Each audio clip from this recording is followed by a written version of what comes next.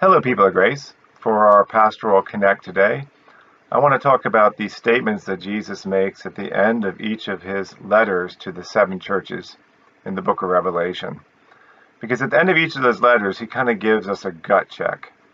He says, to the one who overcomes. Different translations might say to the victor or to the one who conquers.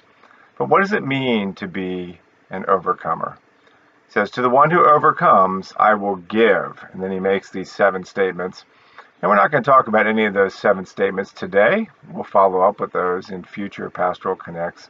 I just want to talk about what does it mean to be an overcomer? What is this gut check that Jesus puts at the end of each letter to the one who overcomes? Well, first of all, only those who end up reconciled to Christ. Christ is in all and above all and through all. Only those who end up reconciled to who Christ is overcome the world. John tells us this in 1 John chapter 5. So there's the first gut check, is where are you with Jesus in all of this? Where are you with the Spirit of Christ? But then we have to kind of unpack this idea of overcome. Because this world is full of discouraging things and challenges. And because of that, and because of our instincts to avoid pain and seek pleasure, which are not automatically bad, we tend to go through life and really try to avoid the negative experiences and pull out the positive ones and act like we can separate them. Well, this world doesn't really let you do that. It's always throwing things at you. And the negative ones tend to stick with us more. And so if we keep trying to separate the negative from the positive, we become very avoidant, maybe very obsessive or fearful to other people who might appear very controlling or critical or judgmental, and just unable to just really be out there and be for people and engage life and have joy, even though this world is the way it is. Because this world is what can be called a cursed world. And so everything's mixed up. And that's what Paul is trying to tell us in 1 Corinthians 10, is that you will face many challenges, but there is no test that is overtaking you that is except what is common to people, to humanity. And with the obstacle, the test, God will provide a way of escape.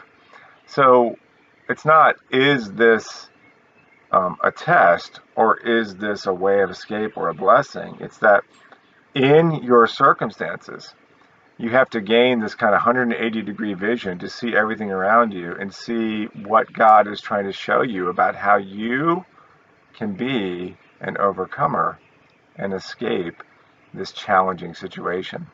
Because that word for overcomer is not playing games. It's someone who overcomes life or death obstacles, someone who wins in battle, someone who wins in court, where if they are declared innocent, they are the victor. If they're declared guilty, maybe they're put to death.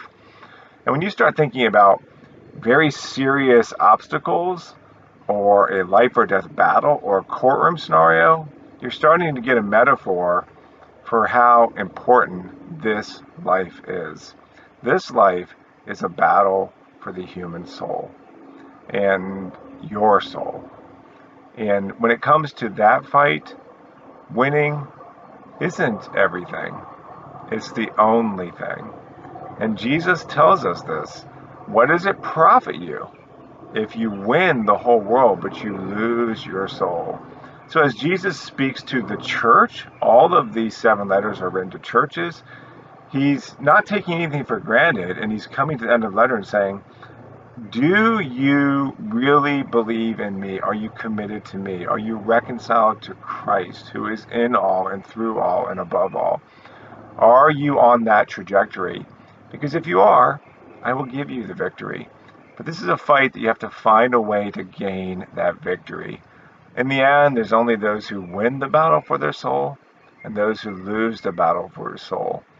And losing the battle for your soul isn't really about all these obstacles and challenges. It's about what they do in you. It's about how the world system gets inside of you and draws you away from your devotion to Christ. It's about how you have elements within your own being, what we call somewhat loosely the sin nature, or I like to call the sin beast, and how that hijacks every circumstance to try to rule over you and to make you controlling and out of alignment with God's Spirit, because it's controlling you.